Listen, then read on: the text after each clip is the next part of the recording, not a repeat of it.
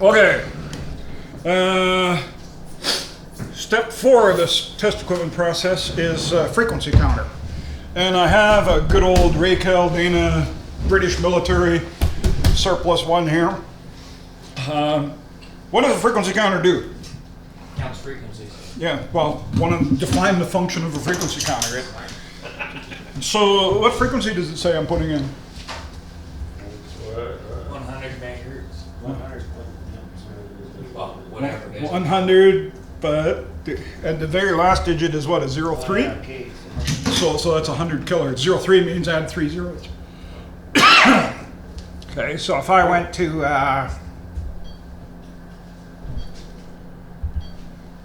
now what frequency am I putting in? 50 megs. Got a 6 on it, so 15 megahertz. Yeah. So now the question is, how does the damn thing work? How does it know what I'm putting in there or what I'm not? Okay. And so the way these things work is they basically, I'm going to sit. Basically, you open the gate, you let signal squirt through, and you close the gate. So, and you open this gate, say you open the gate for 1 second, you count the number of signals coming through, and then you close the gate. And if you open it for 1 second and count, well, then you know how many signals will come in per second, which is your frequency, right? So if 1 million comes in, well, you know it's a megahertz. If, you know, in this case, if 15 million come in, you know it's 15 megahertz. How about that one? So 1 kilohertz. 1 kilohertz. So if 1,000 come in, you know, so what this thing is doing is it's opening a gate, literally like open the barn door, for exactly 1 second and count how many are coming in, close the gate, okay? And that works really good as long as the gate is precisely 1 second. That's got to be bang on. Because when you're counting and say, oh, something like, whoops, something like that, right?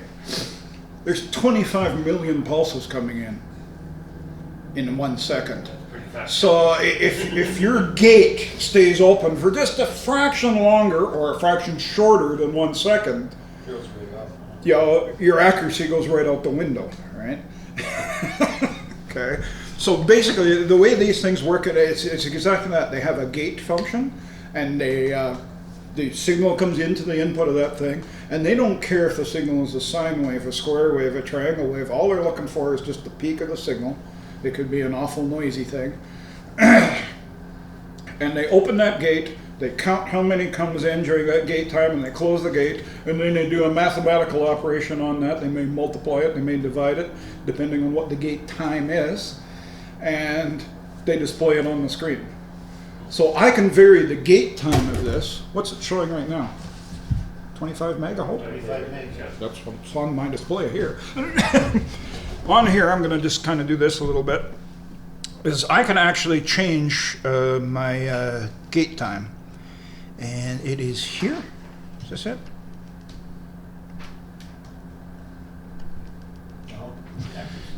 You can actually see there's a little LED blinking away right there, where my little finger is. That's the gate. So when that LED is on, the gate is open for that amount of time. So right now you can tell that gate is opening and closing pretty fast. It's not 1 second by any stretch of imagination, it may be 1/100th of a second.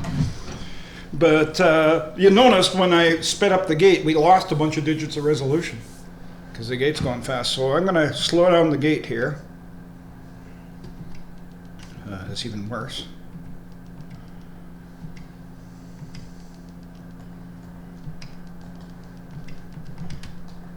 Okay. There, I think the gate is more or less at about 1 second now. But what that's done is it's given us a whole bunch of more zeros, right? So the advantage of the longer gate time is you get a whole bunch more resolutions, a bunch of zeros after the number. The disadvantage is you have to wait for that gate to open, count, close, and then the thing updates. So in the case of 1 second, it's like, wait a second, wait a second, wait a second, wait a second. If you're, say, tuning something in frequency, you don't want to go tweak, wait a second, tweak, wait a second, tweak, wait a second, oops, went too far back, wait a second, it takes you all day. So in that case, to get in the ballpark, you would use a shorter gate time. And this way, I'm looking at it upside down. There. Now that's a fast gate time. But as you see, you only get like 1 digit resolution. So the gate time is determined by a master oscillator inside this guy. It's a 10 megahertz oscillator. And when we say 10 megahertz, we want it to be 10.000000. Once again, that accuracy is really critical. So when we open and close that gate, we know very precisely that it's 1 second or a tenth of a second or a hundredth of a second, whatever, and then the rest is just math and display.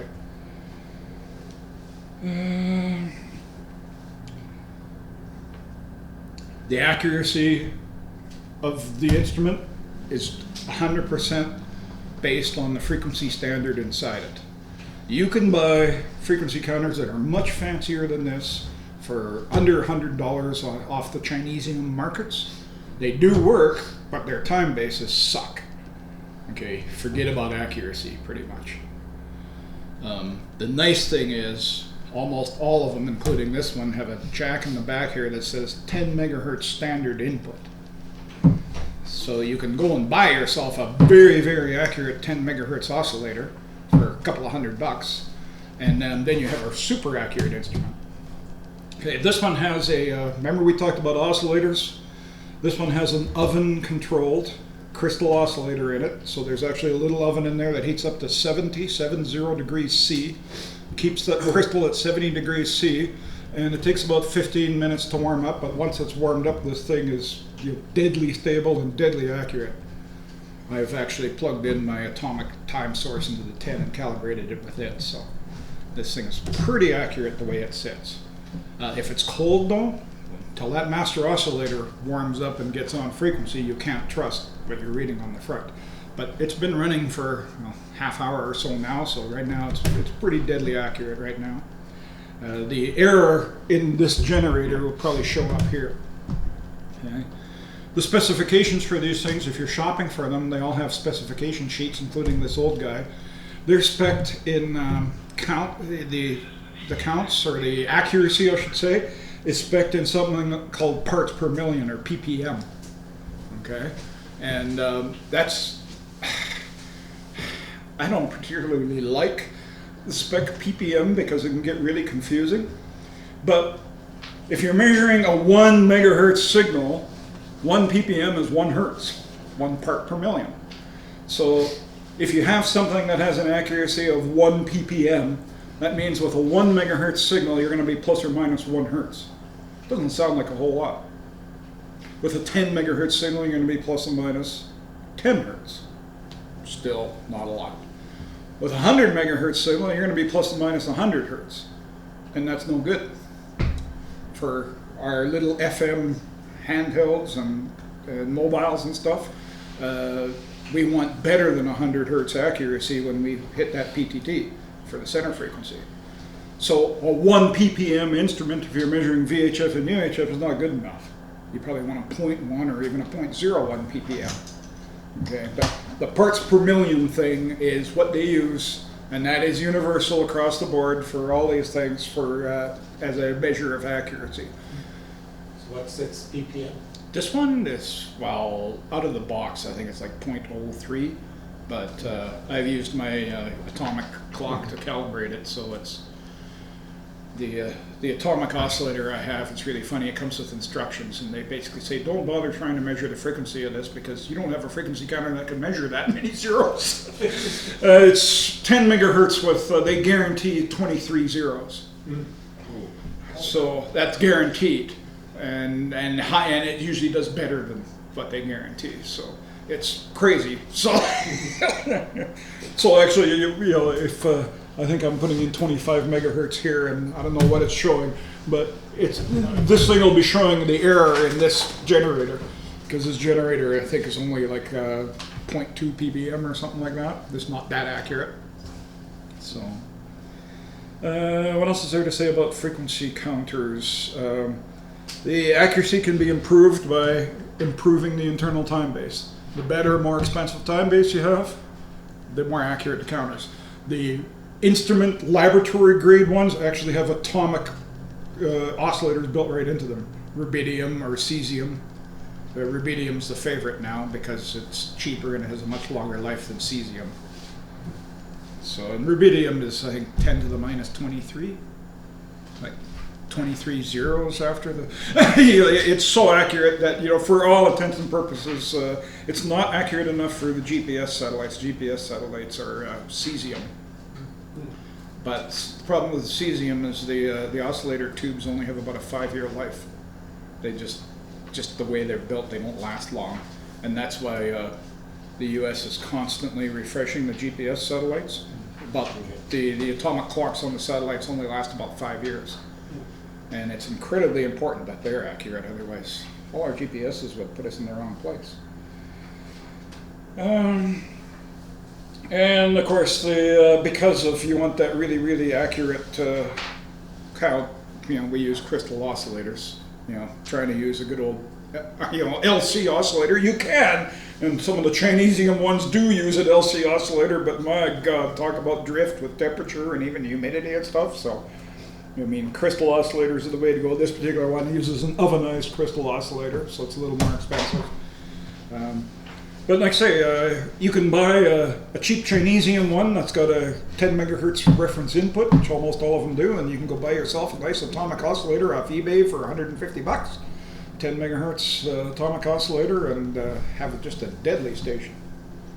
So, and by the way, I don't know if I didn't mention it, but that oscilloscope also has a 10 megahertz input. So if you have a deadly accurate oscillator now, you can make the frequency measurements on your scope really, really accurate as opposed to relying on its own time base. And a lot of, say, time-based test equipment do have 10 megahertz inputs on them. So what guys like me do is I go buy the $159 rubidium atomic oscillator off eBay, and I built that into a box, and I built a distribution amplifier with about 6 BNCs on it. So I have a BNC cable going to the back of this, and the back of the scope, and the back of my spectrum analyzer, and a couple other pieces of equipment. So the whole bench is locked on that atomic time standard. And it's really nice, because what this measures in frequency, all the rest measure the exact same frequency. You know what they say, you measure 2 different instruments and you get 2 different readings. Well, not when you frequency lock them all together. So, okay, I think that's about it for the frequency counter. All this information is on page 1114 and 1115, where they talk about frequency measurement. So, composed of a highly accurate crystal-controlled frequency reference, a time base, a counter divider chain, and a display multiplexer. Often in a single integrated circuit, you can buy a frequency counter at a typical price that will measure frequencies up to the microwave range if used correctly. So it's all in there. The accuracy and frequency response and stability is dictated by the accuracy of the time base. That's the, and then they talk about the time base accuracy is spec'd in parts per million. And doing the math on parts per million is, the way I do the math on that, I just think, okay, at 1 megahertz, 1 part per million is 1 hertz.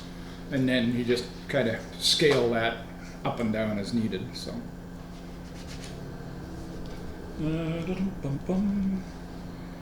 By the way, some of the digital modes, like PSK 30, no, not PSK, but JT65. yeah, like and JT65 and JT8 and stuff like that, they require pretty accurate, stable frequencies. Whisper is another one that they tend to start their transmissions to get the algorithm to work that they're doing it on at the top of the minute. So it has, that top of the minute has to be synchronized around the world. So they're using a time standard. So what does it say now? Same. It didn't move. Yeah, okay.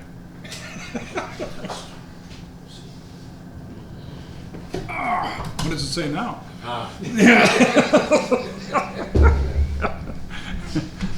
This particular machine, by the way, if you buy it surplus, in its native mode, it measures up to 150 megahertz, and then they add an optional channel, and this one had the option built in that goes up to 1300 megahertz. So this one goes up to 1.3 gigahertz. You can get them that go up into the hundreds of gigahertz into the microwave region, but for ham radio use, I mean, 1300 meg. We have a band up there at 1296, which I don't even have any equipment on. So I've really You had. just have a repeater. Yeah, we have a repeater, but I was just gonna say, well, we do Yeah. have that equipment. yeah. So Isn't it data not ghost? It's both. Is it? I think it's both, isn't it? Data and well, noise. there's a data only frequency, and then there's a repeater that can be data and or voice. I think And you have to talk to it's on the each end. got to talk to the D-Star gurus about all that stuff. So next thing. This thing, I'm going to draw some pictures on the board. Guy here. I know, that's why I said it. But that one, I didn't hear Dave Mark today. Next off is, what page are we on? Ah, there, okay. Okay, so I'm just going to draw some pictures on the board here, and some sketchy looking pictures. There's more cowboys on the DMR than there is on these stars. Okay, If I were to go down that road. so what we're going to do is we're going to take an oscillator, and that's kind of the schematic representation of the oscillator.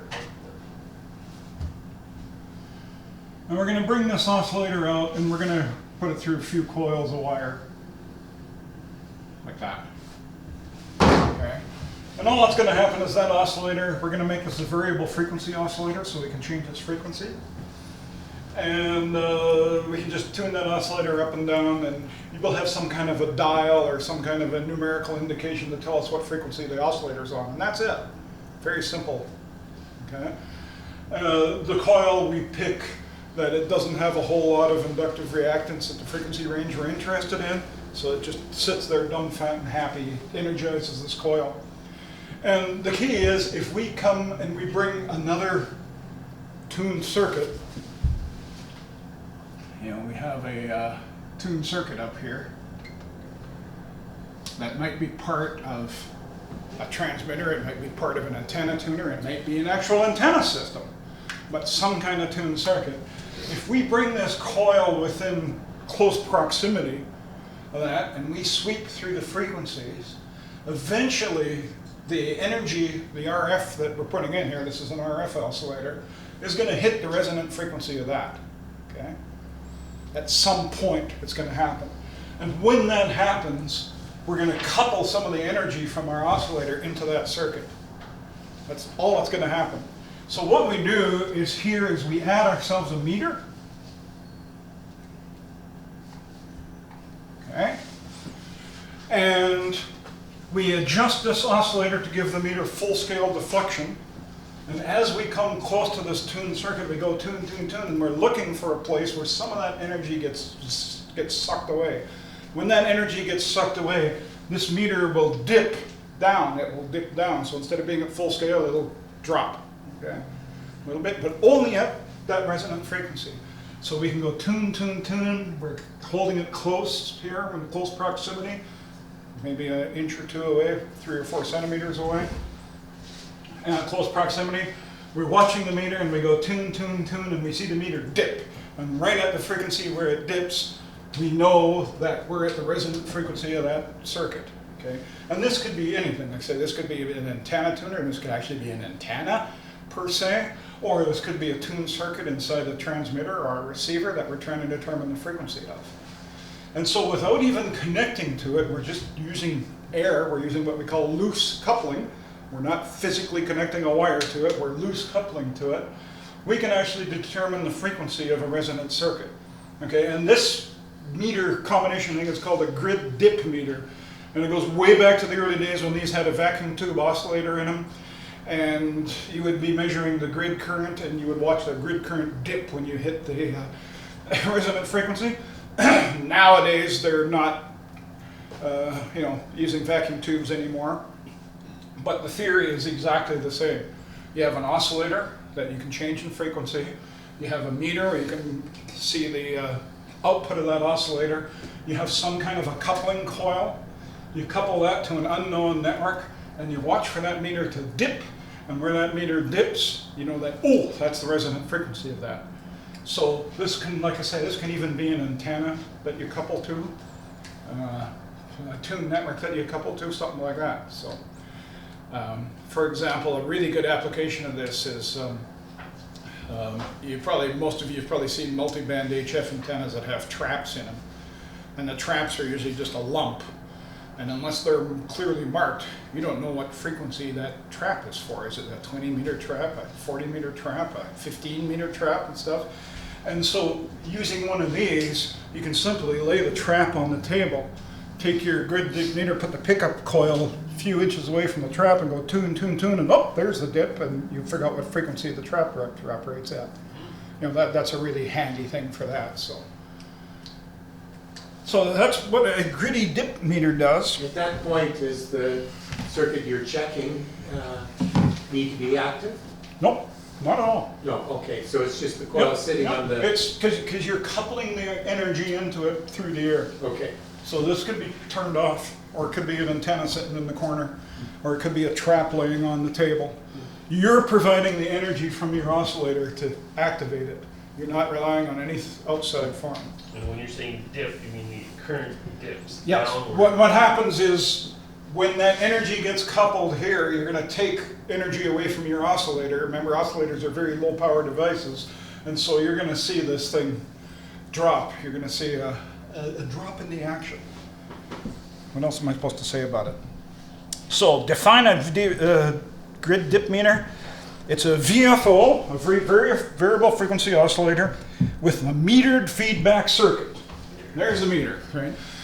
So that's the definition, and that's on page 11-18. As a matter of fact, it's right on the very top of near the top of 11-18. It says a dip meter is a specialized variable frequency oscillator used as an RF generator. Primary use is finding the resonant frequency of tuned circuits. What's it used for? Well, to find the resonant frequency of traps, tuned circuits, etc., etc. The dip meter should never be connected directly up. Like you're not actually going to go and clip wires onto something. It's what we call loosely coupled. In other words, we leave an air gap between them. Because as soon as you directly connect any part of this circuit to something else, this poor oscillator is going to go so far out of whack that nothing. You just want it to be loosely coupled. What else am I supposed to say? Sticky indicator, what's that? Sticky indicator. Sticky indicator? Sticky indicator? Where do you see that? Right there. Sticky indicator. It says the only caveat to observe is using it is not to couple tightly to the dip, or its frequency will disappears as a sticky indicator. Oh, yeah, That's what I was guessing. This meter gets stuck and doesn't move at all. But don't worry, it's not on the exam. Okay. The frequency accuracy depends on, obviously, the accuracy of that oscillator, but a few other things. The frequency oscillator depends on hand capacity. So, and there is a sentence there, because of stray coupling, hand capacitance, and other effects, the frequency reading on the dip meter is not reliable for close tolerance. You should either measure the dip frequency on a frequency meter or listen for it on your station receiver. Where is this? It's, what paragraph is that? Right below sticky indicator. Oh, Yeah, just below sticky, because of stray coupling, hand capacitance, that sentence. Okay. So, once again, oscillators like to sit in their own world. They don't like to be heavily loaded. They don't like to be tampered with. So you just holding your hand around the box of this device, the capacitance of your body may sway that oscillator a little bit off frequency. Another thing is, like I say, we bring in closely coupling it. If you're over coupling it, it'll pull the oscillator off frequency. There's all kinds of fun stuff like that. today we don't do it like this. Today we like to buy these nice little gizmo boxes. Okay, and this gizmo box is one of these highfalutin antenna analyzers. And what are these? Think about what's in here. Expensive. Dip meter. What's in here is a variable frequency oscillator, okay, with an output, and there's a meter on the front that shows you what's happening to that variable frequency oscillator, really, in the long bit. So if I take a little jumper cable here, it's a pretty short little jumper cable, and I stick this on, and I take a loop of wire, like so, and all I've done here, as you can see, is I've taken about a foot or so of wire, and I've gone right from the center conductor in a loop and soldered it back to ground. Okay, I can go and I can program in a frequency range on this thing now of whatever. If I think I'm in the 20 meter band, I can put 14 megahertz plus minus, and I can just simply take this coil and I can go near or around what I'm measuring, if it's a trap or even an antenna and stuff. And I can watch for, in this case, it's not going to show me a dip on the meter, it's going to show me a VSWR graph, and I just look for where the VSWR is good. Where the SWR is good means I'm coupling energy, because the SWR of that alone is sky high. It's effectively a short circuit. SWR of that loop is 100 to 1 or something stupid, right? But if all of a sudden something couples energy away from this, if I hit a tuned circuit, all of a sudden that SWR is going to dip. It's not going to dip down to a perfect SWR of 1 to 1. I don't care about that. I'm just looking for the part that, oh, hang on, there's a SWR there. I know that something is coupling energy away from this loop. So even modern day antenna analyzers, whether it's an MFJ or one of these fancy ones, can work really well as a dip oscillator simply by putting a loop on them. Okay, you can make different sizes of loops. For you want a big long one for 160 meters, you want a short one like this for 10 meters and up, and stuff like that. But it's a very simple thing to make up and work, and that's the modern equivalent, shall we say, of a grid dip meter. Because like I say, what do you think's in these analyzers? There's a variable frequency oscillator, and there's a measurement bridge to tell you what's going on with that oscillator. Is really what they're doing. And you charge a whole bunch of money. And they charge you a whole bunch of money for it. And the reason that this one's so expensive is, of course, you can hook up your USB cable to your PC and store readings and run all kinds of things remotely. And it's got a built-in transmitter that transmits the SWR out to your 2-meter radio, so you don't even have to see it. You can just listen to it and all that kind of stuff. So, but MFJ have a whole line of those antenna analyzers that are really popular, and they work just fine. As a matter of fact, MFJ sells as an option. They call them dip coils, grid dip coils. Instead of making your own wire loop like I did, you can buy from MFJ a bunch of coils that screw right onto the top of their meters for the various HF bands, stuff like that. So, grid dip meters. You can still, every once in a while, you can actually find a purpose-built grid dip meter at a flea market. They're reasonably rare, but they are still available out there. I think that's about it for grid dip meters. What's next? Grid dip meters. Oh, okay.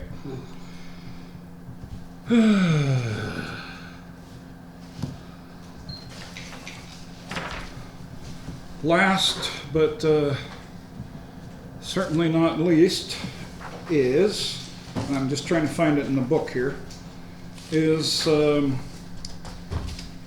watt meter. I didn't bring a watt meter with me because they're pretty straightforward and pretty simple. But another basic thing to have in your ham shack along with your multimeter and maybe your oscilloscope is a watt meter to determine how much power your transmitter is putting out. Now that being said, almost every transmitter, whether it's an HF transmitter or VHF, UHF, usually has some kind of indication on a front panel meter that you're putting out power. But it's really nice to be able to independently verify that.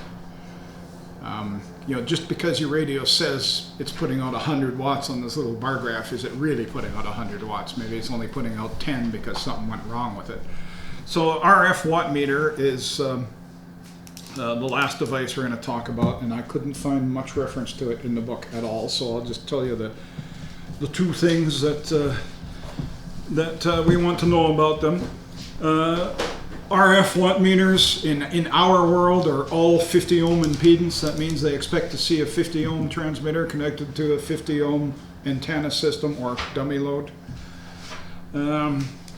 Watt meter should be connected as close as humanly possible to the transmitter arc end. So ideally, you don't even want a jumper cable in there. You want to be able to screw the meter right onto your transmitter. Now, practically, that's usually not possible. Practically, you use a short little jumper cable, but the key is short. Try and keep the watt meter as close to the transmitter as possible. Okay? And of course, that will give you the most accurate transmitter power output measurements. You can take your watt meter and put it at the far end of your coax, and we'll talk about this later on today and maybe a bit tomorrow. But when you do that, you're no longer measuring the power output of your transmitter, you're measuring the power output of your transmitter minus whatever loss might be in that coax. That might be a useful number. It could be a useful thing to take a watt meter and hook it right to the arc end of your transmitter, record that reading, hook up your coax, go to the far end of your coax, hook up and measure again. And if you see half your power is gone, well then you know something's wrong with that coax. Just a very simple troubleshooting tool. So really watt meters should be connected to the transmitter connector, or as close as possible to transmitter connector for the most accurate transmitter power output readings. And of course the impedance of all the watt meters we're ever going to deal with is 50 ohm. You can get 75 ohm watt meters, so if you're at a flea market and you see a hell of a deal on a watt meter, look closely. Okay, so there are 75 ohm ones. I briefly mentioned the dummy load. There's not much on the exam. Actually, there's nothing on the exam about dummy loads, but a dummy load, as we know, is just a resistor that gives a 50 ohm pretty much perfect impedance. Really handy for testing transmitters. It's a good thing to have on hand. For HF, you can make your own out of an old incandescent light bulb. For VHF, UHF, you need to buy a commercial one, otherwise the SWR is way too high. And dummy load is really good. Once again, you suspect your transmitter is not putting out 100 watts like it's supposed to. It may be that your antenna system is going really high SWR and your transmitter is shutting itself down. Most modern ones will fold back their power automatically. And it doesn't show you that on the meter, it still says 100. Stuff. So having a dummy load there, which is basically a perfect antenna that you can transmit into with your watt meter and test things, is not a bad thing. Once again, they can be picked up at flea markets and stuff like that. Give you some flea market shopping to do. MFG has that one that looks like a paint can. Yep. It's full of oil. Yep. That one will take a full 2,000 watts all day long. It's just the amount of power it can handle. So, however, it doesn't match very well above about the oil 6 you have to meters. put in it is nasty ass shit for the Yeah. transformer. So, most of my test equipment that you've seen here today, I've bought secondhand on eBay and at flea markets and stuff like that. I've only bought 1 or 2 pieces of equipment brand new, ever. So before we move on, are you going to order pizza? Yeah, I was going to. Okay. Which is your next thing? Well, the next thing is not on the exam at all, but it's one more piece of test equipment that's really cool to play with. So this is kind of don't worry about this, don't take any notes or anything, but we have a piece of Chinesium here. And this looks an awful lot like an oscilloscope. It's not. What we have here is we have a spectrum analyzer. It's going to take a moment or two to boot up. And much like an oscilloscope, it gives us an XY graph. So up and down is voltage or power or signal level. Side to side now, however, is frequency as opposed to signal level or power or anything like that. So you may notice it's got two connectors on it. So one here is labeled, this one here is labeled RF input, and I just put, it has N connectors on it because this thing goes up to 4 gigahertz. I put these adapters on to go to BNC cables because all my cables are BNC cables. But so we can put an RF input on here, and this will show anything from 9 kilohertz at the lowest frequency. So it doesn't go right down to DC, it only goes down to 9 kilohertz. And this particular one goes up to 3.2 gigahertz. So And that would cost about how much? $700. Wow. Okay, if you buy the 3 gigahertz one with all the options installed, about $8,000 with what you're looking at. But I didn't pay that. I paid $700. This is Chinesium. Can you introduce me to your underground dealer? No, you buy the absolute basic one. When I bought this, it was 500 megahertz with no options. This second connector was not enabled, anything like that. It runs a Linux operating system, and the root password is published all over the internet. And all you do is you plug a network cable into the back. There's an Ethernet jack on the back, and you telnet into it, and you log in as root. And in there, there's a write-protected file. It's an XML file. If you're familiar with XML, it's just a fancy text file.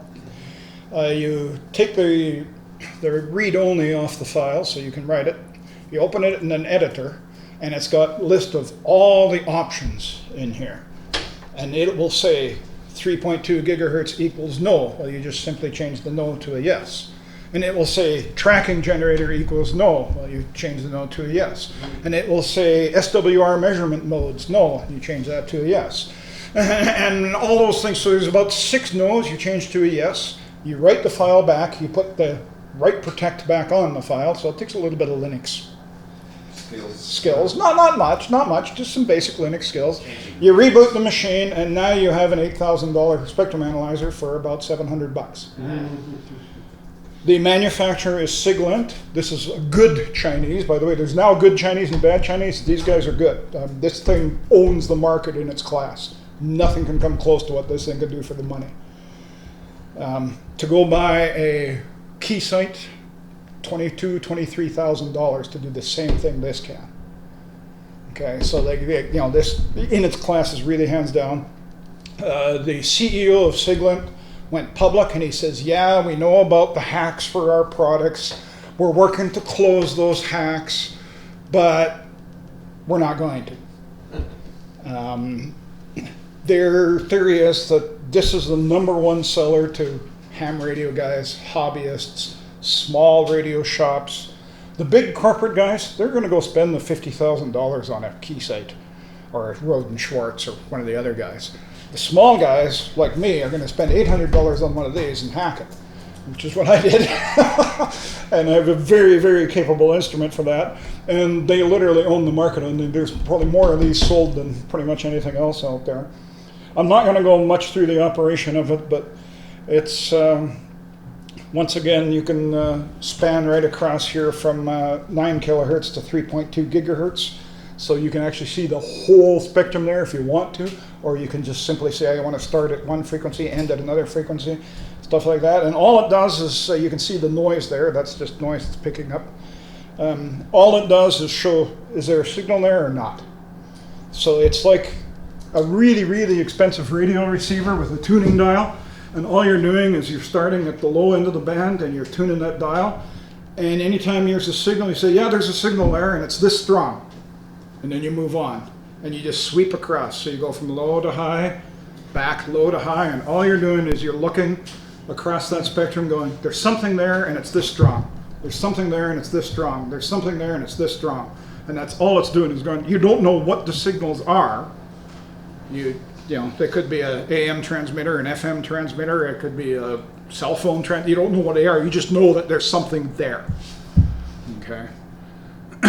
And once you know there's something there, then you can actually zoom in on that, go down into what they call zero span mode, and it becomes a really expensive radio receiver. You can actually, there's a headphone jack on the front of it, there. You can plug in a set of speakers or a set of headphones, and you can demodulate it, and you can actually listen to stuff on that. So It can be a really expensive radio receiver. But, So when we were checking the filters, yep, this is exactly what I was using. so it does it all by itself, right? All automatic, yeah, you just need to Right. hook it up. Okay. Yeah, the second jack here is something called a tracking generator. So a spectrum analyzer is basically a receiver that takes a window and slides it across the band and says there's something here and it's that strong. Okay? You can change the width of that window and how fast that window goes across the spectrum and all that kind of stuff, but that's really what you're doing. Just think of a tuning knob going, yeah, there's a signal there and it's S5. There's a signal there, it's S7. There's a signal there, it's S4. You don't care what the signal is, you just know it's there and you know how strong it is. That's all it's doing. That's what a spectrum analyzer is in its most basic form. This one adds a function of something called a tracking generator, which is actually an RF signal source, and I can use it as an RF signal generator. And that signal generator tracks the same frequency as the receiver. So if the receiver is going from 9 kilohertz to 3 gigahertz, the generator starts at 9 kilohertz and goes to 3 gigahertz. And so now I can take this out, I can put it into the input of, say, a filter, and then I can take the output of that filter back into there, and as I sweep across, I can see, okay, is the filter allowing stuff to go through, or is it blocking stuff, or what's happening in there? And we did that, what, a few weeks ago. Yeah, right. There's what we've done. So yeah, that's called a tracking generator, and that's a $1,800 option for this. Unless you know the root password and you crack the software and then you just turn it on. Okay, and that's why all these instruments are sold, just like the oscilloscopes. They're sold as a basic instrument, and everything you want to turn on is just a software key. Well, it just so happens that everybody knows how to crack this one without the necessary software keys. My oscilloscope, this one runs Linux, some kind of embedded Linux. The oscilloscopes, all the Keysight oscilloscopes run Windows embedded, believe it or not. Microsoft Windows embedded is what's underneath the hood there. You don't see it, but that's the operating system they're using. What's the Siglent oscilloscope like? Is it just as good? Yeah, the Siglent scopes are yeah, they say that they're good Chinesium. They're good. Stay away from the old ones and some of those other, you know, Siglent, Siglent. Like I say, I've seen interviews with the CEO of Siglent, and it's totally Chinese. You know, the engineering staff is all Chinese and stuff, but they sat down and it was a bunch of university students went to engineering school together, and they, of course, in university labs they got chances to play with, you know, $100,000 Roden Schwartz spectrum analyzers, and they all said to themselves, why are these so expensive? We should be able to build something a lot less that gives good performance. And this was one of their first products they built, just to say, you know, it was more of a challenge. Can we do it for a reasonable price? For under $1,000 Canadian, you buy the base model of this, and you option it right up, and you've got basically an $8,000 spectrum analyzer. So. That's the same thing with software radio. Yep. That's what radio does, isn't it? Yeah. So it's pretty cool, and it can give you waterfall displays and all kinds of stuff like that. But you know, effectively, it's a really expensive receiver, is what a spectrum analyzer is. But there's some things that they're indispensable for. Does your transmitter put out a bunch of harmonics? Well, how do you know? A watt meter shows you how much power your transmitter is putting out. It doesn't tell you what frequency that power is on. What is Rigol like? Rigol is another, Siglent has bypassed them. Rigol's okay. They're pretty good, but Siglent seems to be one leap ahead of them, technology-wise. And the prices would be within a few dollars of one another for the same equipment. So Siglent makes oscilloscopes, they make spectrum analyzers, they make power supplies, they make that signal generator that I've got here. This is a Siglent. They have actually quite a range of them. The multimeters, you know, all this kind of stuff. And it all came back to these Chinese engineers in university. They said, why is this stuff so expensive? We can do it for less. And they did it. And they did it very successfully. There's been many a comparison of this one to the Rigol equivalent. And the Rigol is about a couple of $100 more. And this one performs everything better than the Rigol. Better noise, better, you know, everything, linearity, better accuracy, better. I was just looking at my pictures. Al has the exact same signal generator and Yeah. spectrum analyzer. Yep. Yeah, and Siglent is, well, guess who he asked before he bought him? And, I don't know. and on the back here is Ethernet connection, and it's got a built-in web server, so you can do everything. You know, if I wanted to put on a big demo, I can just plug my laptop in and bring this up on the laptop, and it even has the keyboard just like that and stuff. So it's really good for learning situations. And you can probably see some BNC jacks. One back here is the 10 megahertz input. So once again, if you want that deadly accurate frequency measurement and stuff, it's all there. And yeah, USB. You may notice there's a USB stick plugged into the front of it there. There's a USB on the front, USB on the back. And the USB is for things like firmware upgrades, or I can save the screens to not JPEG files, it's PNG files on the USB stick and stuff like that. So, well, like I say, that's, you know, computer controlled. It's got lots of stuff built into there, so it's all kinds of fun. And these things are all software defined, so that makes life pretty easy. And if I turn it off, did I turn it off? I don't know, if you look at the power button, it's kind of doing a wink at you every once in a while. And once again, it's got an oven-controlled crystal oscillator in it for the time base, so it's deadly accurate. And the blinking light means that the oven is on, so it keeps the crystal warm all the time as long as there's AC power applied. So that way, you turn it on, you've got accurate measurements. You don't have to wait 15 or 20 minutes. So people argue about that, going, oh, it's a waste of power, because it does take 5 or 6 watts out of the AC cord to keep that little oven going. So, you know, people that don't use them very often, you just remove the AC power, and, well, then you have to wait 15 minutes for it to warm up before it's really accurate. And if you don't remove the AC power, the oscillator is warmed up and happy, and you're accurate as soon as the thing powers up. So if you really got money to burn, spectrum analyzer. Problem is you don't find many at flea markets. Because people that get them tend to hang on to them for dear life. So, but that's a spectrum analyzer. It looks like an oscilloscope. As a matter of fact, Siglent scopes and this thing, if you put them side by side, you really have to look closely to figure out what you're looking at. The scopes, of course, just have BNC connectors down here for the probes instead of end connectors. But So practical use of that in your shop, you would use it for what? oh, everything. Yeah. Tuning antennas, tuning radios, Cavities. tuning cavities, testing transmitters for spurious and harmonic outputs, and all kinds of stuff. There's some things that it's indispensable for, other things, not so much. So, okay, so I think I'm just gonna go through my list. Yeah, are they delivering today? 45. Oh, okay, that's good. That works. So we talked about meters, we talked about oscilloscopes, we talked about signal generators, we talked about frequency counters, grid dip meters, and RF watt meters. Good. The next thing is Peters. repeaters. How did you know? How did you know it's repeaters? I don't know, it's line item 34.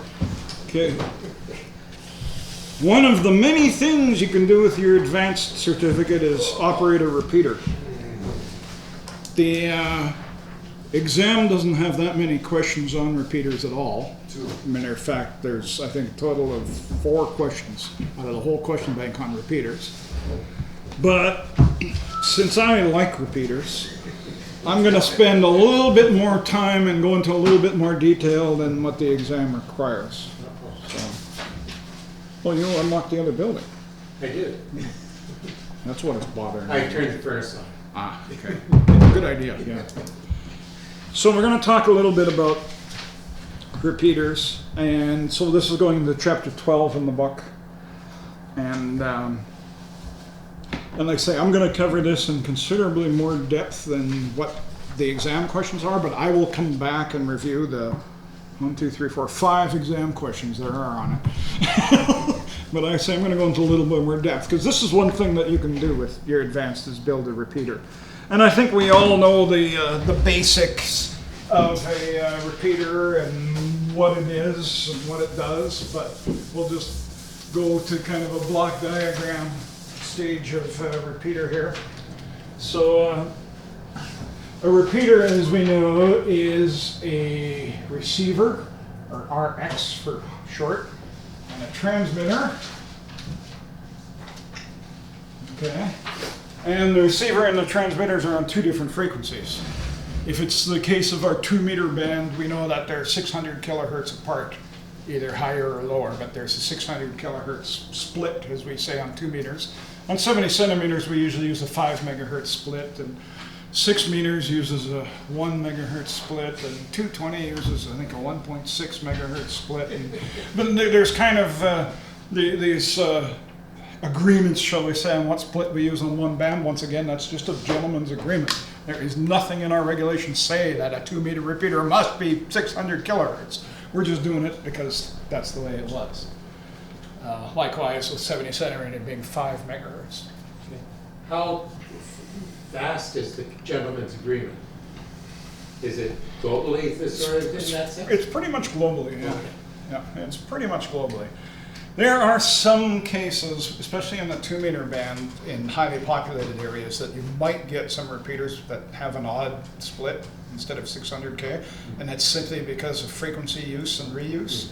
But for the most part, it's 600K. So anyways, you have a receiver and a transmitter, and normally this is on a site somewhere on high ground, so it can have a large radio horizon. These things are hooked up to an antenna. So usually the antenna is way up high somewhere. Right? And all you do is you just take a T connector here, and you just T them together like that, right? And so when somebody out here with his little handheld transmits, the receiver detects that signal and says, "Holy geez, somebody's activated my receiver." Okay, and so that receiver basically opens its squelch. I'll just put SQ, short for squelch. So we take that squelch control and we stick it into the transmitter's PTT. Okay, and then likewise we want to take the audio from the receiver, so just audio frequency, or AF, and we want to put that into the mic input, or the audio input of the transmitter. And so when somebody transmits on the receive frequency, the receiver goes, "Squelch is open!" Squelch open activates the PTT on the transmitter. The audio squirts right on through, and the thing repeats, and then the RF goes back up out to the antenna. And there you are, you repeat it. In the most fundamental thing, that's a repeater. Okay? Does anybody see the problem with that diagram? No cavities. Okay, what does that mean? No cavities is good if you go to the dentist. I'd like no cavities. There's a problem if you're receiving on the antenna and the transmitting, and then the transmitter's feeding back into the Yeah, well, receiver. this transmitter may be putting out 50 watts or something like that. For sake of argument, this receiver is, in the case of a 2-meter, 600 kilohertz away, and it's receiving signals in the order of less than 1 microvolt. So, yeah, all the RF from this transmitter has got nowhere to go but into a really nice 50 ohm load, which happens to be that receiver. And stuff like that. So, the reason we use one antenna is we're cheap. Antennas are expensive, they're difficult to put up, and in the case of commercial sites, they're really expensive to put up. HM, for an example. You know, It's on the very top, is it not? yeah, we got a quote when we were going through the tower negotiations recently with Rogers. We got a quote for the tower just to put the steel in the air. And then the guy wrote in the quote, he said, "This is just to put the tower in the air." He says, "Per antenna, $5,000. That's the installation cost. That's not the cost of the antenna. So a good commercial antenna is in the $1,200 to $2,000 range. Another $5,000 to put it on the tower. So you're talking $7,000 to $10,000 to put an antenna on a commercial tower. It's expensive. So us being cheap asses, we could put up one antenna for receive, another antenna for transmit, and eliminate this T connector, and that will work. Okay, that will work, but now you need two antennas at $10,000 a pop. Okay, they're really expensive. So we use something in the middle here called a duplexer to share the single antenna. A duplexer. Is that those cans or is that something? Yes, those are those cans. Okay. And so let's just talk about the duplexer, that part of the box right now, and what it looks like. Okay. So a duplexer. Duplexer. Any difference between a duplexer and a diplexer? Yes, a diplexer combines signals of different bands. Like for example, 2 meters and 70 centimeter into one connector, where a duplexer is in the same band. That's all. Okay. So, but you will see both of them called the same term each way. So, but us techie types, a duplexer is in the same frequency band. In other words, 2 meters or 70 centimeters. A diplexer is multiple bands. So, so a duplexer. We have two frequencies that we want this to go through this duplexer. And instead of saying receive and transmit, I'm just going to call them high and low. Because all of our repeaters have one frequency that's higher than the other. So we're just going to call it high and low as opposed to receive and transmit. And we don't particularly care which ones receive and transmit. I'm just going to call them high and low for now. So we're going to have a high frequency input and a low frequency input. And what we do is on the high frequency input, we go through a filter that goes like this. And then we go through another filter that goes like this. And we go through another filter that goes like this. And on the low, we go through a filter. And I'm drawing here this circle with kind of an upside down V is a band pass filter.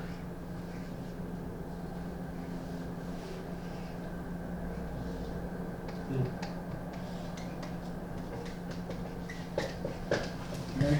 So what we do is we take 3 cavities, cans, okay, whatever you want to call them, and they are a band pass filter. They're tuned to pass that high frequency, and these are very, very high Q, so it's a very, very sharp filter. The idea is all we want going through this top thing is that high frequency. Likewise, all we want going through down there is the low frequency. And when they meet here at this T connector, and it is literally a T connector here that goes off to the antenna, well, these low frequency, when it goes up here, of course, it's going to go to the antenna, but some of it's going to try and go up that way. When it sees that cavity now is so far out of tune that it looks like a high impedance. It's like basically a brick wall. So very little of the energy is going to go backwards through these things.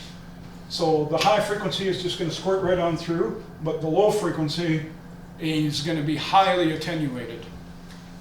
Why 3? Why 3? Because they work really good on 2 meters. 70 centimeters, you only need 2.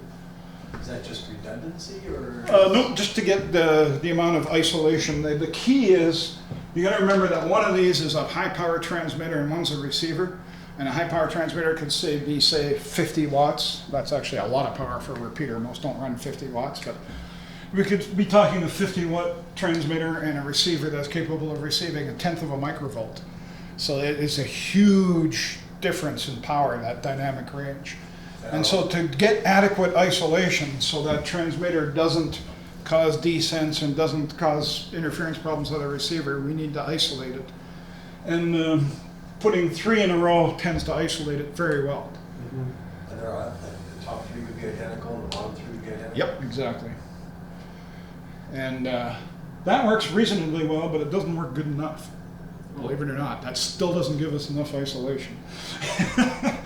What we do is we add in both chains, we actually put in 6 filters. So we put in a pass reject or a BR and a PR and a PR, and then likewise down here a PR and a PR and a PR, and I'll just explain what these mean. So each of these is, well, physically it's still a single cavity, but we add another tuned circuit to the cavity. So they pass in the case of these top ones, they'll pass the high frequency, but they reject the low frequency. So it's actually a band pass and a band reject. It's two filters in one. So we call them a BPR, band pass reject. So in this case, it passes the high frequency and rejects the low, passes the high, rejects the low, and so on. And then down here, the low one passes the low and rejects the high. And what that does is that gives us yet another, well, basically it doubles the isolation by only adding one capacitor. It's really cool. Okay, so there's the shaft that you adjust, Yeah. and the capacitor are considered two different filters. Yes, yep, exactly. The capacitor tunes the notch and the shaft tunes the pass, which we'll get to in a second. So that's how the duplexer works. And all the duplexers we set up on all our repeaters here and stuff use this 3 sections, which is for 2 meters. Use what we call a 6-section duplexer, so 3 for high, 3 for low. And we use the pass reject. And they're lots of fun to tune. The cable length from the low and the high here, this cable length here, doesn't matter. It can be anything from a short cable to a very long cable. The cable lengths that tie these two cans together, so these intermediate cables here, need to be 1/4 of a wavelength long. Or actually an odd quarter of wavelength, so they could be 1/4 of wavelength, 3/4, 5/4, 7/4, 9/4 and stuff. And then the cables that come out to the T connectors here could be any length, and of course the antenna end could be any length. The critical cable lengths are the interconnects, which are quarter wave. So you want to avoid harmonics. Well, there's a different reason for that, and we'll talk about that, but a little later. But so the commercial ones, you can actually go into the tool crib across the parking lot here, and we can go pick up 6 cans, and then we can actually measure pieces of coax cable to put them together with. And if we want to measure, we want to get them as close as we can to a quarter wave. Good luck cutting a quarter wave, by the way. That's a really fun process. Everybody says, "Oh no, you just measure it." Yeah, well, I challenge you, try it. Okay, so that's the duplexer part of it. So the magic, what we've done is we've taken that transmit and receive, one's low, one's high, and we simply pass the one frequency through, but we reject the other. And so if you think of it, if your transmitter happens to be up here on the high side, we're going to pass the transmitter, but we're rejecting the receiver. So if the transmitter is producing some extra noise on the receive frequency, because the receive frequency is only 600 kilohertz away, we're actually helping the receiver. We're rejecting that noise from the transmitter. And then, of course, once the transmitter comes through, the majority of it, we hope, is going to go to the antenna. But some power is always going to try and come back down this chain. Well, the first thing it sees is it sees a reject filter rejecting that frequency, which means it's very high in very high impedance. So it's much like hitting the brick wall. Some is always going to squirt through.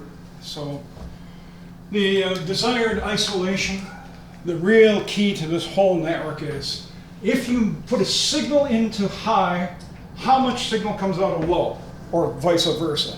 That's the key. And in the end, we're going to start using dB, the isolation, what we're looking for. So the high to low isolation, we want about 75 dB or higher. With a 6 section, we can usually get into the low 90 dB. Now, what's 90 dB? Well, we're talking about power.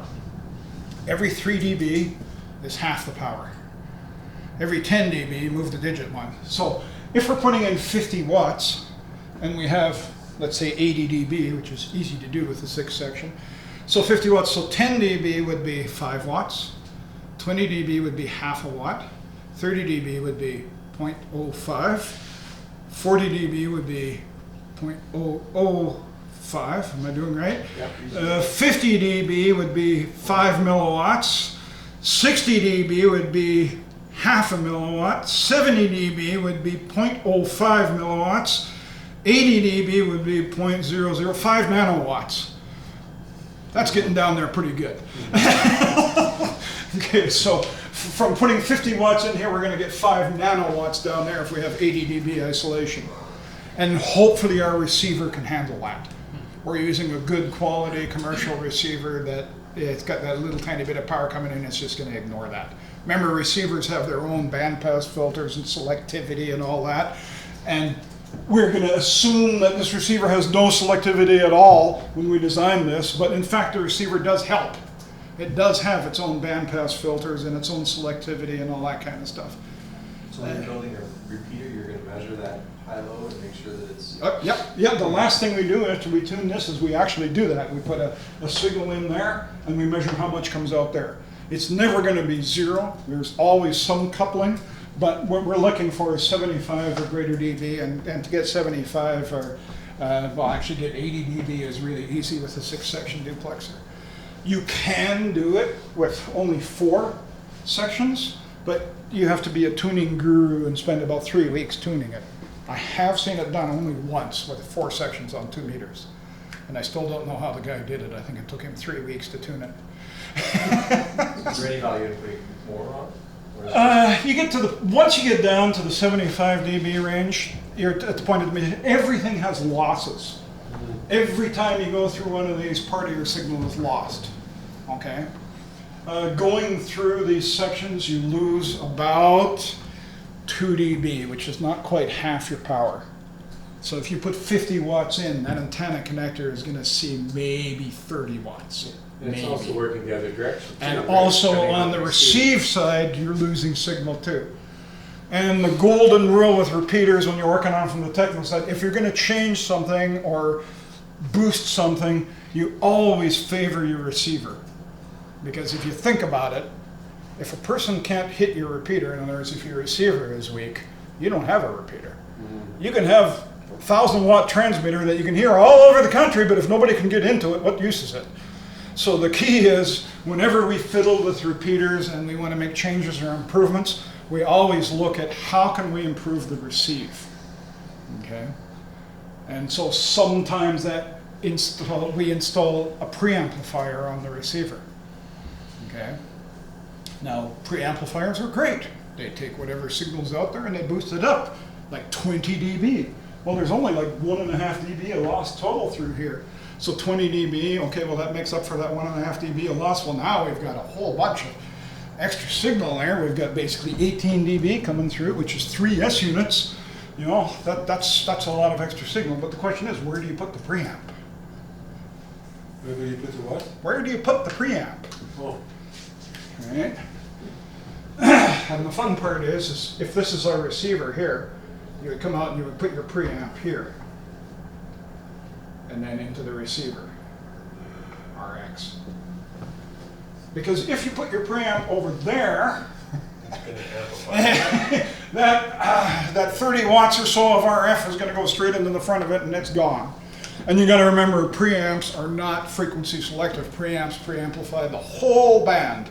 So all of that noise, all of that crap out there is getting amplified too, which you don't want. All you want to amplify is your receive frequency. So you put the preamp after that filtering network, so all that other stuff is hopefully sewered or way down. What did we say, 5 nanowatts or something?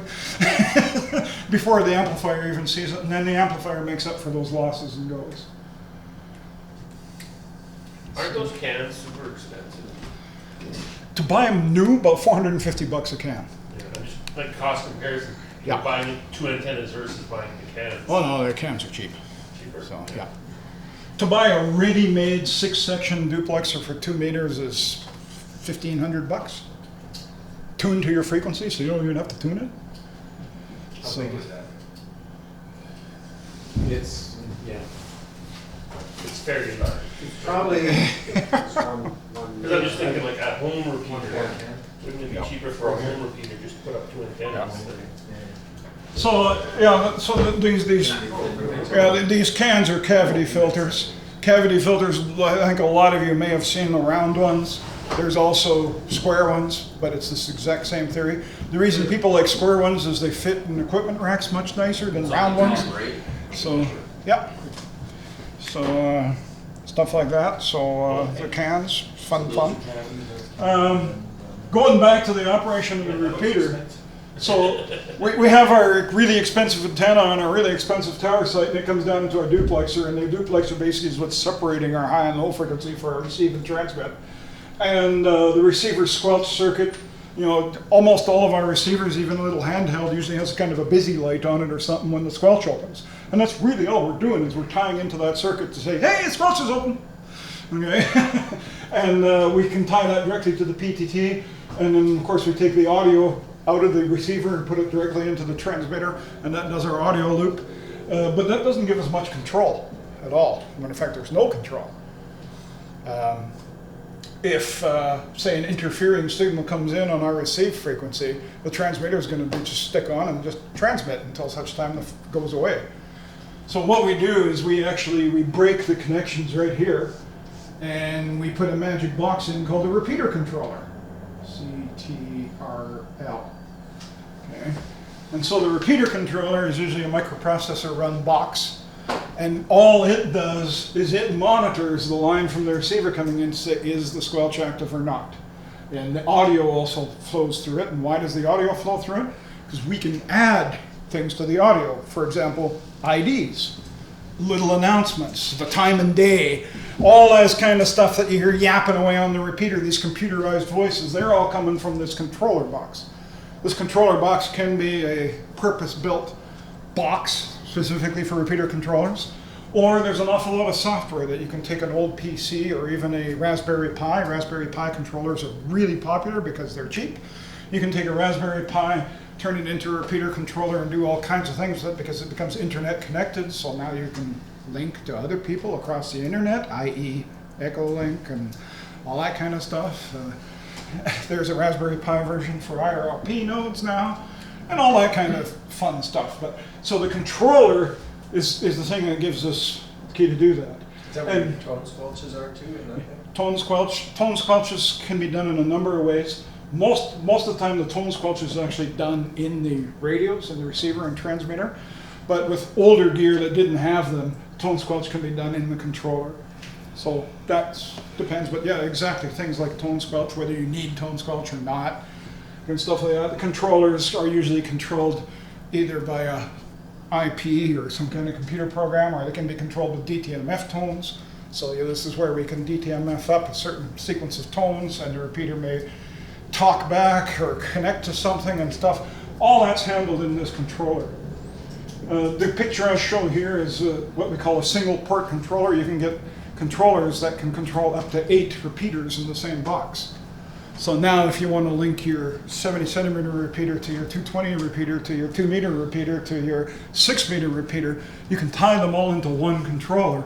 And since that one controller has the smarts to be able to route audio and the PTTs wherever it needs to, you can link multiple controllers or multiple repeaters together.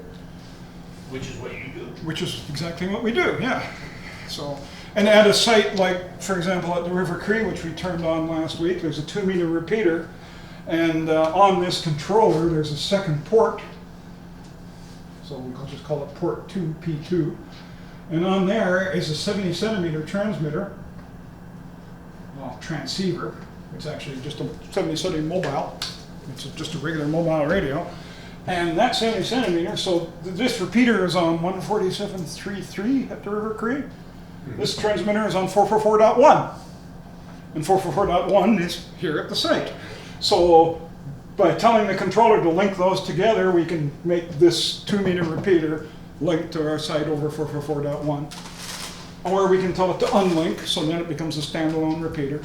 And we have smarts programmed into that thing that when it gets unlinked, it sits there for 30 minutes, and if nobody does a PTT, if it doesn't see squelch, that squelch signal, for 30 minutes, it'll automatically relink it and leave it that way. So that's how we do the linking at pretty much all of our sites. It's all done. The 2 meter repeater is kind of a standalone of its own, and then we just add a link radio to come back to here.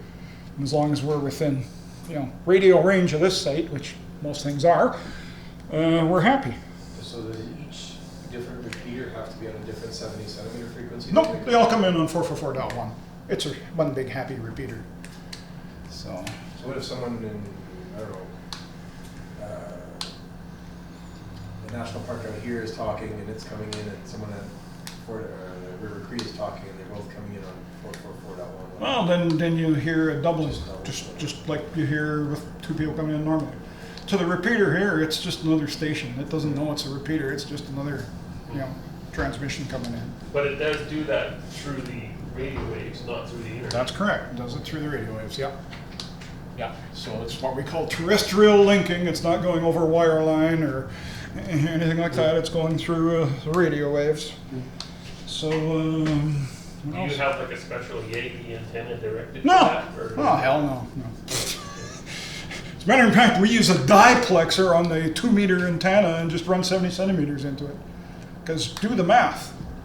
2 meters is what, 146? Well, what's 146 times 3? Third harmonic. Turns out to be about 440, give or take. So 2-meter antennas you can hook 70 centimeter radio up to and they'll work just fine. They'll match and work just fine, and that's all we do. So to make it even more complex, on the output of that duplexer, it actually goes into a diplexer. And the diplexer, so the 2-meter side of the diplexer gets that antenna output. The 70 centimeter side of the diplexer gets our 70 centimeter radio, and they share the same antenna. Once again, we're cheap. Antennas are expensive and hard to put up. So we maximize the use of what we got. And that works really well. Don't ask me what the radiation pattern or the gain of the antenna is on 70 centimeters. Who cares? All I need to do is get back to here.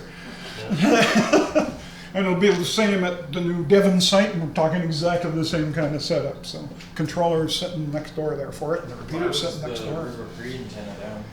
Or Because they hauled it away, and then they realized that they shouldn't have hauled it away, and they put it back.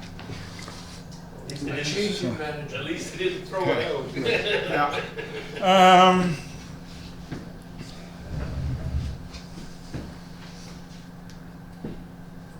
Another problem is, what happens if the antenna falls off the tower and everything goes really high SWR? Well, hopefully the receiver doesn't care. Hopefully your transmitter is a good commercial quality transmitter. When it sees high SWR, it shuts down, and you're happy. Well, you're not happy, but at least you haven't lost some expensive, well, you've lost maybe an expensive antenna, but you haven't lost some other stuff.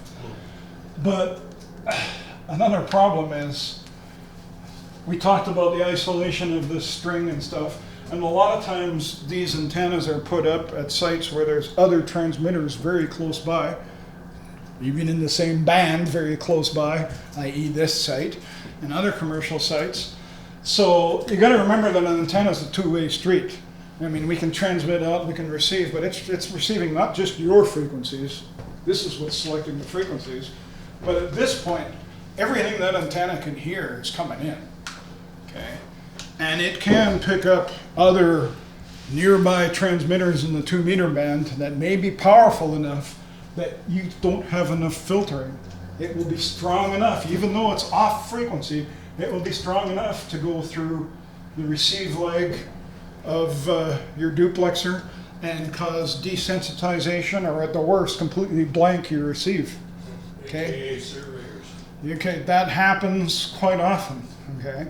And the reason is we've designed this that, okay, the transmitter can't get into the receiver, but the transmitter is going through 3 sections of filtering, the receiver is going through 3 sections, but we never thought of what happens if there's a nearby frequency transmitter coming in on the antenna. Well, now we disregard half our filtering because we're past it. Now we've only got half the filtering.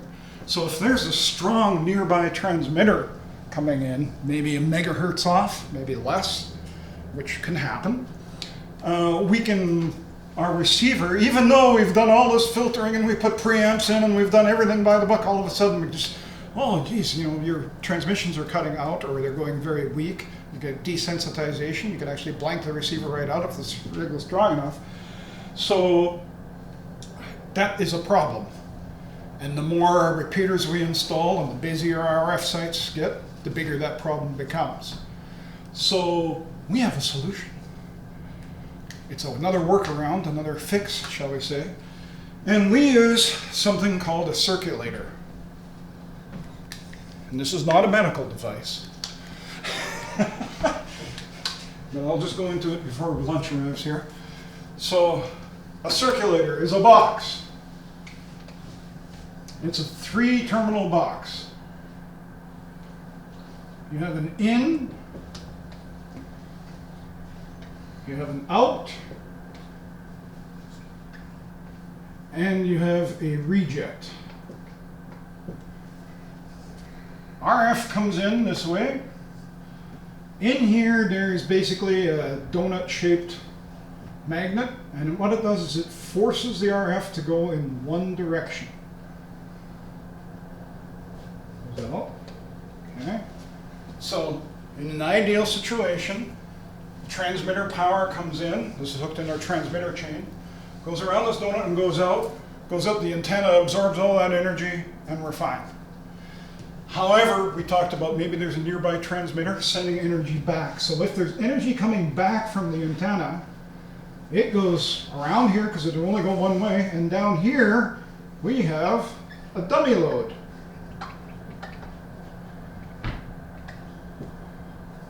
Okay? So any RF coming back goes into our dummy load and gets dissipated as heat. None of that RF can get back through the rest of the chain. Isn't that cool? What's it called again? Sorry. It's called a circulator. Circulator. As a matter of fact, Kind of like your heart. when you hook a dummy load to it, its name changes to an isolator. Circulator doesn't have any dummy load, but as soon as you hook up the dummy load, it's an isolator. So it's a one-way RF valve. It lets power go through that way, but any power coming back this way goes to a third port and in case we put a dummy load on. Where does that go? Where does that go? That goes back over here usually, in the transmitter chain. You can't put it out here. Well, you can, but So how does that fix a signal coming in from another nearby antenna? it stops it from getting back into your transmitter where the transmitter does all the mixing of components and all that kind of stuff. It doesn't protect. It the doesn't receiver. protect your receiver. But it also protects your transmitter in case the antenna falls off and you go into a very high SWR. Because what happens if this is a really high SWR, the RF just keeps circulating around and goes into a dummy load. So this dummy load has to be big enough to handle the full output power of your transmitter. Hopefully it never has to, but it's designed in such a way to do that. So, okay, so it's a microwave guys call them circulators. Two-way radio guys call them isolators. A terminated circulator, in other words, a circulator with a dummy load on it, is called an isolator. You may hear the term ferrite isolators, and the reason it's ferrite is that there's actually a donut ferrite magnet in there. It's magnetized in position, and it's real black magic to do this. Expensive little units, but all of our repeaters have them on it. So we've managed to salvage many of them over the years. Expensive as in $50? Add another zero. Without dummy loads, then you have to add dummy loads to them. So when we were out at that Devon site there, you seen that great big dummy load sitting in that shack there? Yeah, that's a 50 kilowatt dummy load. Yeah, so that's off of their stuff. Yeah, that's their stuff. Yeah. Yep. I think it's huge. It's also do testing too, right? Yep. Do testing. So. Yeah, I think it's freaking huge. Okay. We talked about intermodulation. Once again, the intermod in a repeater system is usually caused by mixing in the transmitter stages. And as soon as you mix two frequencies together, you get the sums and differences, right? And all that kind of stuff starts happening. So once again, you're at a commercial site that may have 20 VHF transmitters all on different frequencies, and they're all transmitting at the same time, and if enough of that energy can come back through your antenna into the final output stage of your transmitter, those are all going to mix and come out on how many other frequencies. So to stop that, we put one of these in. So anything coming back from the antenna simply goes down to the dummy load, and our transmitter doesn't even see it. And it gives us the advantage if the SWR of our antenna goes really high for some reason, birds make a nest on it or the thing breaks in the wind, our transmitter will still see, pretty much a perfect 50 ohm load, even though almost none of the energy may be going to the antenna. This is what's happened at the PLP site near Pigeon Lake, our PLP repeater 14709. The antenna broke about 4 years ago, so I went down there and I put one of those in. And so right now that 50 watt transmitter is keeping the shack warm. I doubt there's maybe a milliwatt of power actually getting to the antenna down there. And it still has range to the south side of the city. Wait until we change that antenna. You want to see range. When that repeater worked, you can stand on the hilltop in Red Deer with a handheld, and you can stand on Jasper Avenue with a handheld. No problem. When you hit a working antenna. That's at Pigeon Lake? That's at Pigeon Lake, yeah. Very, very good range repeater. Are you talking Antler Hill or Nope. for Red Deer? For Red Deer, just before you go down into the valley. You can stand on like 67th Avenue, no problem. Okay. Yeah. Actually, the dub, the A&W that all the ham radio guys go to, sitting in that A&W on a handheld, you can hit that repeater when the antenna works. So, but as soon as you go down into the valley where downtown Red Deer is, of course, well, then you're down in the hole. So, what more can I say about repeaters? I covered way more than that. So I'll go through the, because lunch should be here any second now. So I'll just go through very quickly the 5 things they asked for. A 2-meter duplexes uses what kind of filter? A cavity filter. Everybody got that one?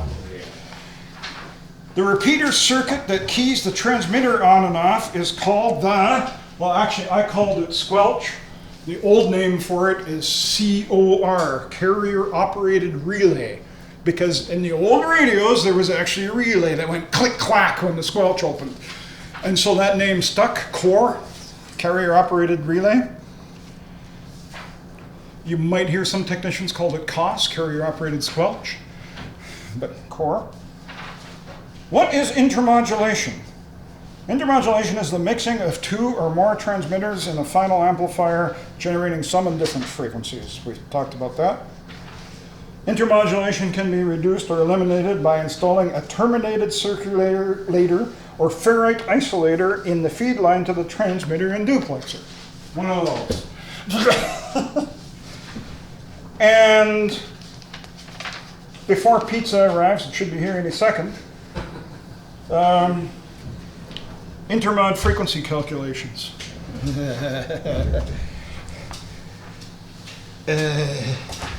Chapter 8, page 22. 822. Believe me, it's the last thing before lunch. 822. They should be here any second now, I think. There's some, Yeah. He said 45 minutes and they'll be just after lunch, afternoon, so. Okay, so on 821 they start talking about intermodulation. Intermodulation interference is the mixing of 2 or more signals on different frequencies produce undesired in-band signals. Signals from 2 repeater transmitters can be mixed together and unwanted signals at the sum and difference frequencies. Original signals can be generated, da-da-da-da-da. And they talk about some examples, and then on 8.22 they actually show an equation for calculating some intermod frequencies. So basically they say, okay, well, you've got 2 frequencies that are mixing, so you're going to get the sum and product of those 2, but then you can get the sum and product of the one and double the other because of its second harmonic, and one and triple the other because of its third harmonic, and so on and so forth. And so on page 8-22, they go through a big mathematical equation there to solve 2 times 146.52 mixing with 146.7.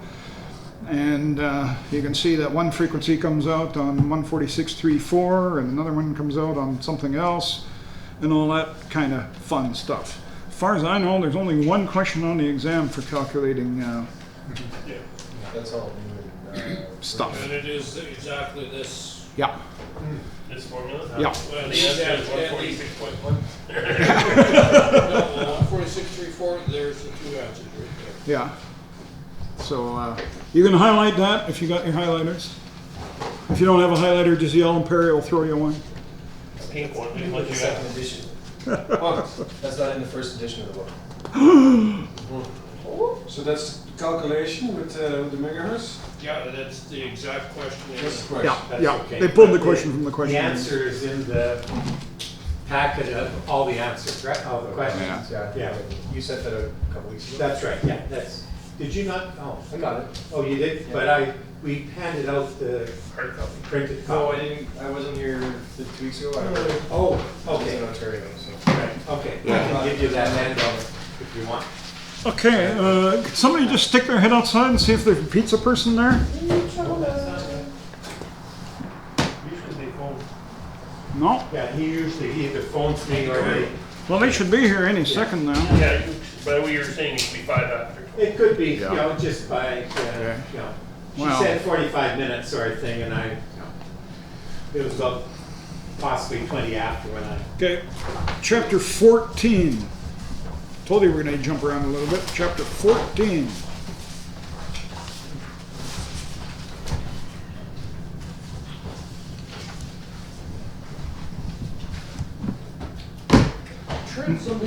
Now we get to some black magic. This is the part that really drives people nuts. I find with RF there's, shall we say, two kinds of people. There's Those that radiate and those that don't. some people just kind of get an intuitive understanding of it and kind of go, yeah, okay. And other people just kind of roll their eyes back and go, I'm never going to figure out how this works. That's why I never went into RF in that. RF is truly the black magic of electronics.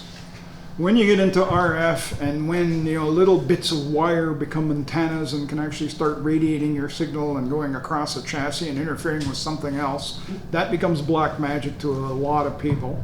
However, there's other people that I've met that go, yeah, okay, you can see that. So it's more of an intuition rather than a fundamental understanding. You got to realize that all this stuff that we've been talking about, where I've been drawing wires on the board and stuff, we've always accepted that that wire is a conductor and the signal goes from one end of it to the other end of it, and that's it. Well, in real life, that's not it. In real life, wires have inductance, they have a magnetic field around them, and at a high enough frequency, they can actually start launching an electromagnetic wave, which what we call a radio wave. Electromagnetic wave is just that. It is a wave that has got an electric and a magnetic field, and they are at quadrature to one another. Everybody know what that means? That means they're at right angles to one another. So if your electric field is vertical, your magnetic field is horizontal, and vice versa. Okay? And so when we talk about the polarization of a signal, when they say something is vertically polarized, we're talking about the electric field is vertically polarized, which means the magnetic field will be horizontal because they're at right angles to each other. And so a signal can travel vertically polarized, in other words, where the electric field is up and down. It can travel horizontally polarized, where it's horizontal, sideways instead of up and down. Or we can actually transmit it in a corkscrew fashion, where we call it circularly polarized. So instead of staying perfectly vertical or perfectly horizontal, as it's going, it's corkscrewing, if you will, through the air. And if you corkscrew to the right, you have something called right-hand circular polarization. And if you corkscrew to the left, you have something called left-hand circular polarization.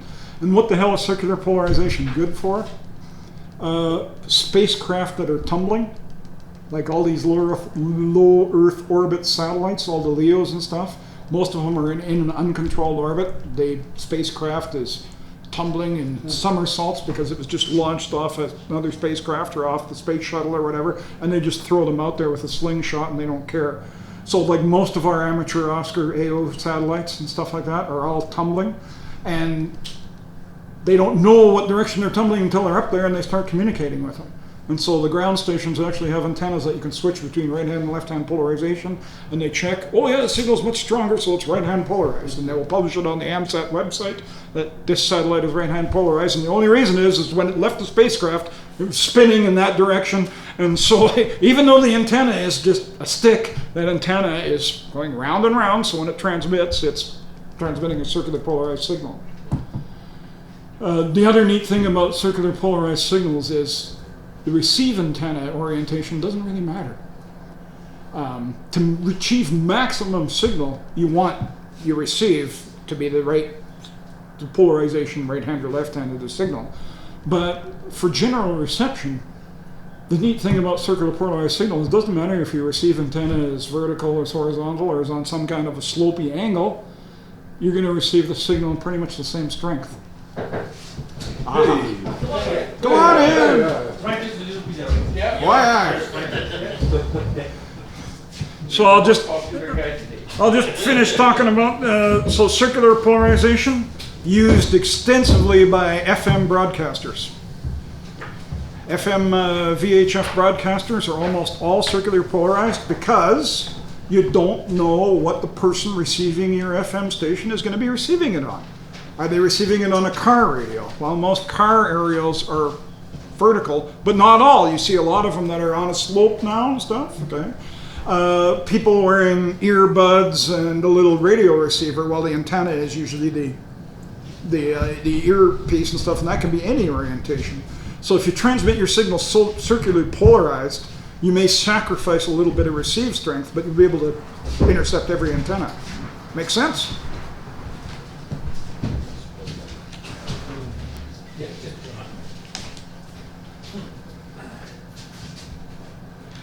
And that's it. We'll break for lunch. So Okay, then. 10 after 1.